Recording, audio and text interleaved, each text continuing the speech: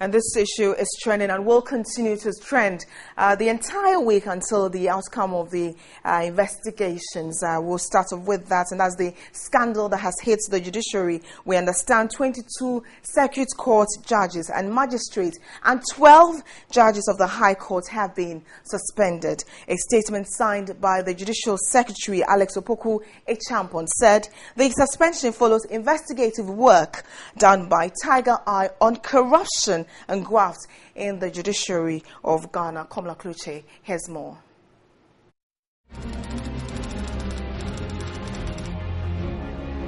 As the court proceedings were going on, 3 people in a room. The nearly 500 hours of video evidence has been handed to the Chief Justice.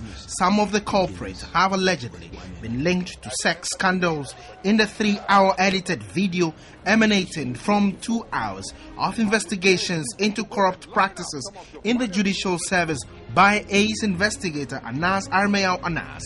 In 2011, the then Executive Secretary of the Constitution Review Commission, Dr. Raymond Atuguba, sparked a huge debate when he spoke of corruption in the judiciary. He came under a barrage of criticisms for his comment. 22 circuit judges and magistrates and 12 High Court judges implicated in the investigation have been suspended and will appear before the Judicial Council on Thursday. There are attempts by some of the judges implicated to secure a court injunction to stop the premiering of the video. Law lecturer Ace Ankuma said such an attempt will be bad for the judiciary.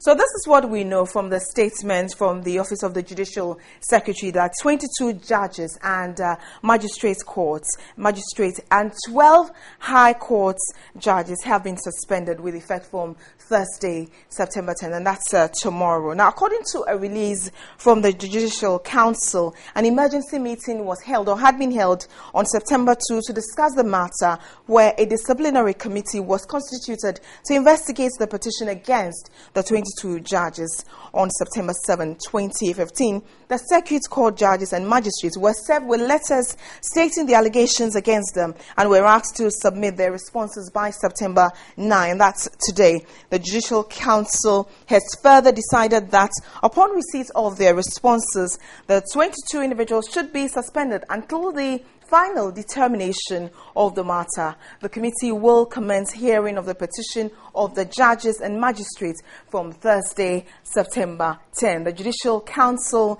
has also instituted the necessary investigative process to identify for further disciplinary actions other court officials who may have collaborated in these alleged acts. The statement further added the Council will make public the outcome of the processes and will appropriate sanctions where necessary. And we're still staying on the subject. Law lecturer and managing partner at Benti Enchu, Letsa and Ankuma, Ace and Ankuma, is cautioning of any attempt to stifle the airing of the material will be dire for the judiciary. And he spoke with my colleague, Komla Kluche. I think it will only be damaging if we suppress it. It will be damaging if the video is not aired. It will be damaging if the matter is not investigated to its logical conclusion. The fact of corruption is not a surprise to me or you, or should not be a surprise to anybody. The judiciary is just a subset of society. It reflects society. It's who we are. It's just that we've elevated them by our social contract to be the people who resolve our disputes. If and as and when we have disputes, so they're human beings like you and I. They are susceptible to the same influences and the same corruption influences, etc., etc. So that is in itself is not surprising. What is surprising is how this was dealt with, because for the most part, there's virtually no evidence of corruption. Corruption cuts both ways. The payer and the giver are both guilty. So they have a guilt pact. And neither of them is going to break the guilt pact to say, I bribed him or I took a bribe from her. So often there's no evidence of corruption. And so it's fluid. And that's how corruption, keeps festering and becoming big and feeding off our fear and becoming a big thing. But in this instance, a gentleman sat down, put his company together and said that we are going to find judges and we are going to attempt to bribe them and let's see if they take the money. And then went with hidden cameras and actually filmed men and women of repute taking monies to pervert the course of justice. That is the surprising bit. So it's the ocular proof of it, it's the visual of it that is surprising. The fact that it happened and somebody was able to film it, that is the surprising bit. Thankfully, the gentleman who investigated this is not just a journalist, he's also a lawyer. And so he's aware of the processes that have to be triggered to make sure that this matter is seen to its logical conclusion. So he just didn't go for the pizzazz of it and the noise of it as usually happens, because the thing comes out, everybody talks about it and nothing is done. He made sure that officialdom would act on it. So he filed petitions. High Court judges cannot be removed by the Judicial Council alone. It's got to go through a procedure triggered by the President. So he gave a petition to the President, listing them, stating what had happened, giving details. Then for the lower court judges, he filed a petition with the Judicial Council through the Chief Justice. And so the two systems have kicked in. I know for a fact that all the judges mentioned have received letters. And indeed, for the lower court judges, the disciplinary committee is meeting from tomorrow. And people are slated to appear to defend themselves. And that is the system. They ought to be given an opportunity to defend themselves, irrespective of what we will all see on the 22nd. They need that opportunity. If they're able to defend themselves, the system has worked. If they're unable to defend themselves, the system has worked. That system must be allowed to work. That is the key thing here, and that is what will build the confidence of Ghanaians in the system, that the system works. We've seen cases of corruption before, not in this magnitude with this amount of evidence. What will change? Two possible things. That people will stop or become more careful about it. Corruption is like a cancer.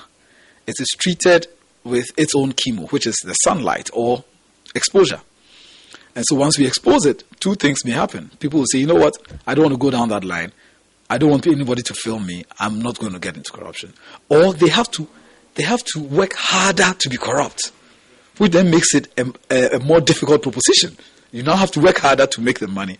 Or the third one, which could even be more interesting, is that it will make the price of corruption painful. So if we go through this and some are indeed found culpable, not only will they lose their positions, I believe some will be prosecuted, and I believe that some may even lose their standing as lawyers if it gets to the General Legal Council. And so let's see how the system works out. It's a shame. I'm sad. I'm very sad. I've been sad for quite a while.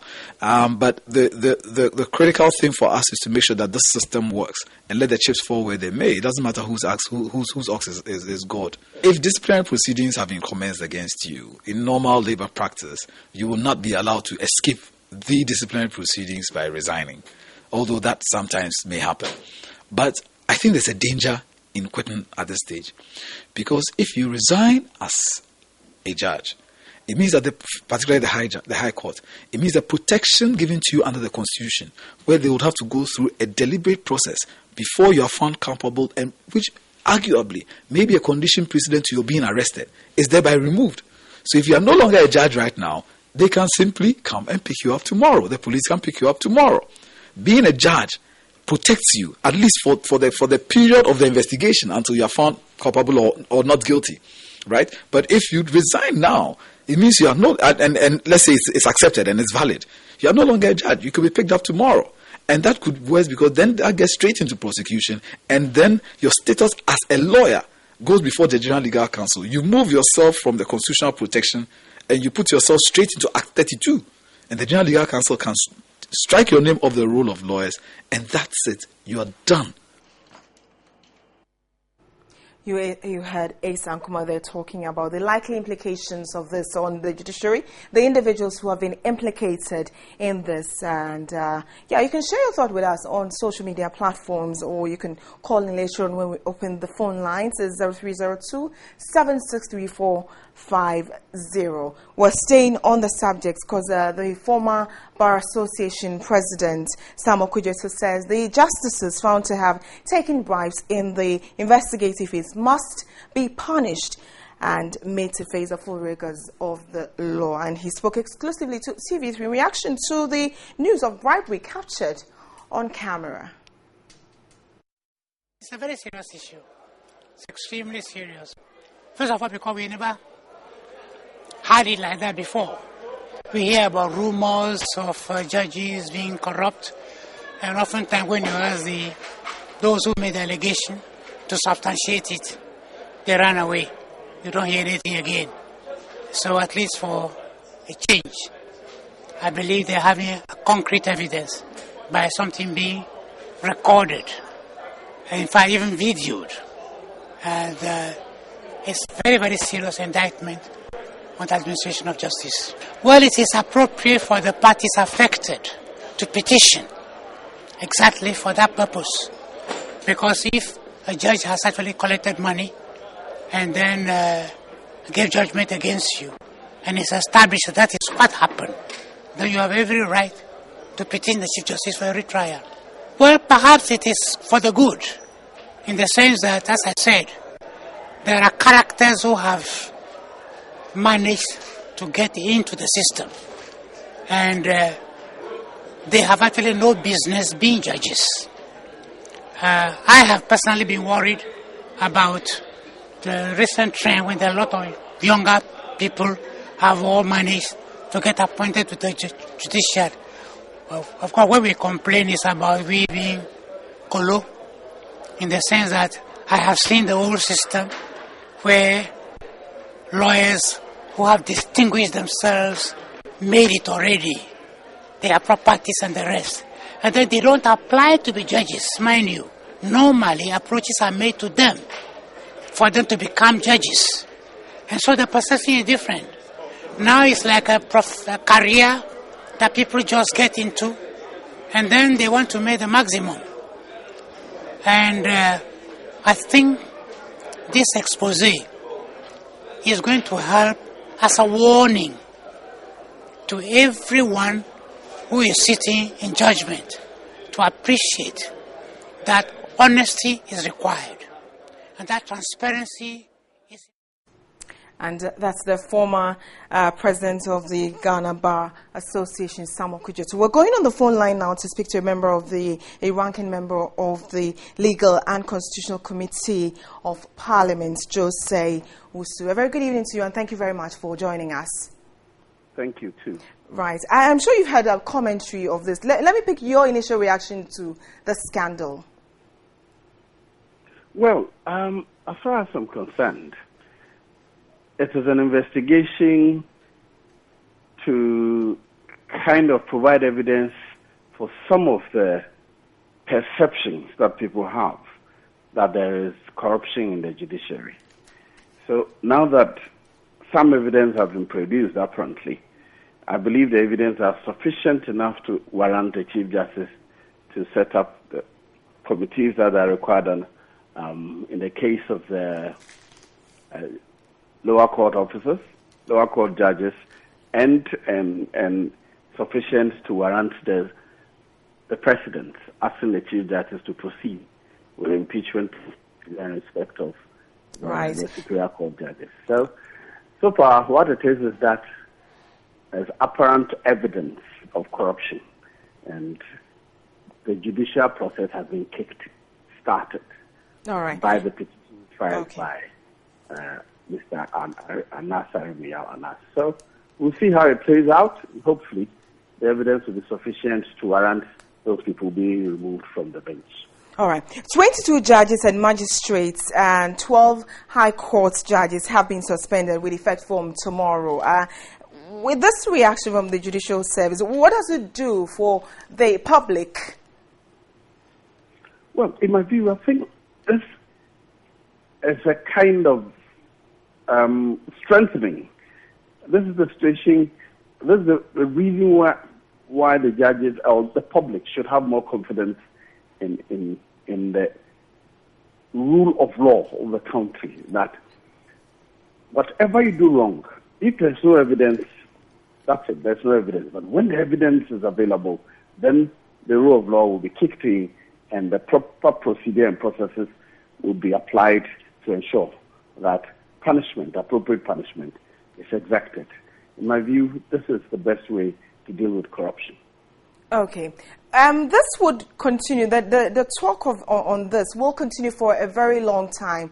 How can the judiciary build itself beyond, suspending or these judges or whatever the outcome of the investigation will be on them? How do they build themselves and win public confidence? I think the act of taking the persons that are accused of being involved in corrupt practices through the legal process to punish them accordingly in itself should let the public have confidence in the judiciary. You see, there's often been, there's corruption in the judiciary. There's corruption in the judiciary. Nobody took the steps to provide the evidence. Now that there's evidence, if all that are provided, the evidence proves to be true, what it means is that there are over 200 judges nationwide. Out of that, we have found that some 34 are corrupt, and we're taking the steps to remove them. That should leave the public with confidence that the remainder of the judges on the bench can be trusted. It may mean that some may actually be engaged in it, but they have not been caught yet. If any such people observe the proceedings and are privy to the outcome, they find that other members of the judiciary who were found out have been dealt with, I'm sure it will be a warning to them to desist from doing further. Okay. But it's also a warning to all of us who have become facilitators of corruption because we are related to the judge, because we are people of influence, because we are politicians, we are in this or that executive. It should warn all of us that we are putting other people's profession and their jobs at risk. Indeed, I hope that those of us in the general public who may have been facilitators, the law will deal with us also. All right. From tomorrow, those individuals have been suspended, and then they will begin the process to hear them as well. What are the processes that they will take them through? All right. In the case of the judicial officers, that is those who are in the lower benches, circuit court judges, district court magistrates, and judicial officers. In their case, the Chief Justice is the person responsible. For the lower court judges, it is required to appoint a higher court judge, constitute a higher court judge to investigate the matters, give them a hearing, and draw a conclusion whether the allegations are made out or not. The recommendations will be given to the Chief Justice, who will then act on them. In the case of the Superior Court judges, I believe that the President is satisfied that a prima facie case has been made. He has asked the Chief Justice to proceed. Now, once the prima facie case has been made, then a panel will be constituted. If you look at Article, 146, it sets out the procedure and the kind of person that can sit on the panel. It talks about Superior Court judges, regional tribunals, or both a justice of the Superior Court or a chairman of the regional tribunal, and two other persons who are not members of Parliament or members of the Council of State, or they are not lawyers, who will sit with the Superior Court judge to determine whether the allegations are true or not. And if the person does not have a legal defense to the allegations, then the offense would have been committed. The recommendations will be made. That will be reported to the President. The President will then act on the recommendations. Okay, all right. Mr. Sewusu, we would kindly ask that you hold on to the line. We'll come back and look at how long this could run, but we've been joined on the phone by the Executive Director of the Ghana Integrity Initiative, Vitus Azim. Good evening to you, sir, and thank you very much for joining us. Yeah, good evening. Can you put into words how you're feeling hearing all this scandal that has engulfed the judiciary? Well, I think it is not strange, because we conducted a study in 2006-2007 which more or less came out with the same results as we're hearing today. We talked to judges, talked to lawyers, talked to judicial staff, talked to people who had cases in court, and it was generally accepted that there is corruption in the judiciary. In fact, I would call it justice delivery system, because it just didn't involve the judges alone. It involved the judges, it involves the lawyers, even some lawyers advising their clients or even charging a fee that included something for the judge. The judicial service either advising you to pay money or even withholding some documents that you needed for the case to continue, or calling some cases. And so this thing, our report was launched in 2007. We invited the Chief Justice. She came and made some remarks, but she pledged that she was going to take steps to ensure that corruption was reduced in the. Okay, well, you're not the only person saying this, that you aren't surprised by it. But for the public, they're shocked. Shocked in the sense that there's a difference between saying that you're perceived as corrupt and then having evidence to backing it. So, all right, unfortunately, we've lost him on the line. We'll try and get him back on the line now. We're still talking about the scandal that has rocked the judicial service. We have Joe Sewusu on the line. He's the ranking member of the Legal and Constitutional Committee of Parliament. So if we're talking about the process itself, how long will this take? Well, it's difficult to determine from the outset. If you recall, the case involving the head of Shraj is still going on, because it's like a normal trial in which you have to prove the allegation, and then the person will be entitled to open a defense before a conclusions are drawn. So the only advantage is that it may be the only case any one panel will sit on, so they can do a day-to-day hearing. However, they will go through the drudgery of all trials, the drudgery that all trials suffer in this country. So it will be difficult to determine at the outset, as you may not know what intervening matters are likely to occur. But it will go through a full trial. Okay. Evidence will be led to prove that they have done the things they are alleged to have done. They will be called upon to open their defense, to deny or show that they had a justification in law, or some exemption or whatever, so that when that is done, all the evidence is concluded, then the panel may come to a conclusion that you have indeed committed the offense or not. Okay. For the public, for most people, the posture is this, that this whole thing, yes, some will be suspended, but it will all come to naught. How different really will this be from cases that we've had in this country? Well, I don't know which cases you're referring to, but I'm confident that the evidence that we have been talking about, if they are as concrete as we claim they are, I have not seen them. I've only read small excerpts written by journalists, other than the investigator. So what constitutes the evidence? I have not seen it. But I want to believe that Anas, being a lawyer, understands what is it that a judge does that would be a breach of his judicial oath, such that that judge should be removed from the bench. And therefore, his evidence will be sufficient to prove that indeed such a crime or an offense has been committed.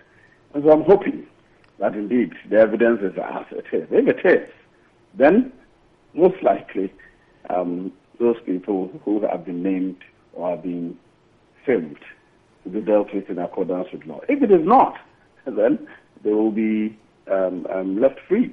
The other thing, and I think this is very important, there's no other way for proving that somebody has committed an offense other than bringing evidence to show that. So everything aside, whether or not they would be found culpable depends on the kind of evidence and the quality of evidence that will be put across and the kind of defense that the person who's named would have. All right. Thank you very much for talking to us. Jose Wusu is a ranking member of on the Legal and Constitutional Committee of Parliament. Where we have back on the line Justice Vitus Azim with the Ghana Integrity Initiative. Thank you very much for joining us, and sorry for the break there. How then do we get over this hurdle that we're faced?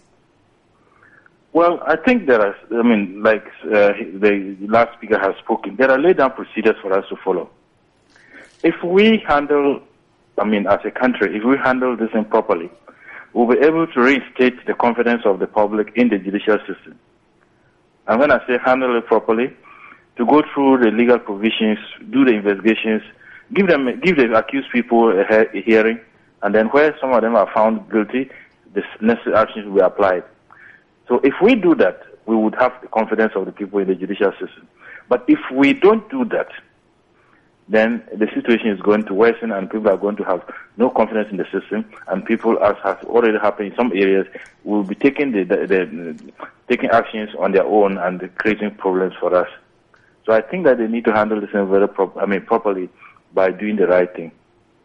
All right. Thank you very much, Mr. Vitus Azim, Executive Director, Ghana Integrity Initiative. You're live on TV3. It's news at 10. We're looking at the scandal rocking the judicial service. And this is what we know, that the Honorable Lady Chief Justice on April 31 received 2 petitions from Tiger IPI, that's the Tiger Eye Private Investigations, and dated same, that's the 31st of August. One was in respect of 12 High Court judges, and the other was in respect of 22 Circuit Court judges and magistrates. The petition on the Superior Court judges was addressed to the President of the Republic of Ghana, President John Dramani Mahama, through the Chief Justice in accordance with Article 146 of the Constitution, requesting him to initiate impeachment proceedings against the named judges.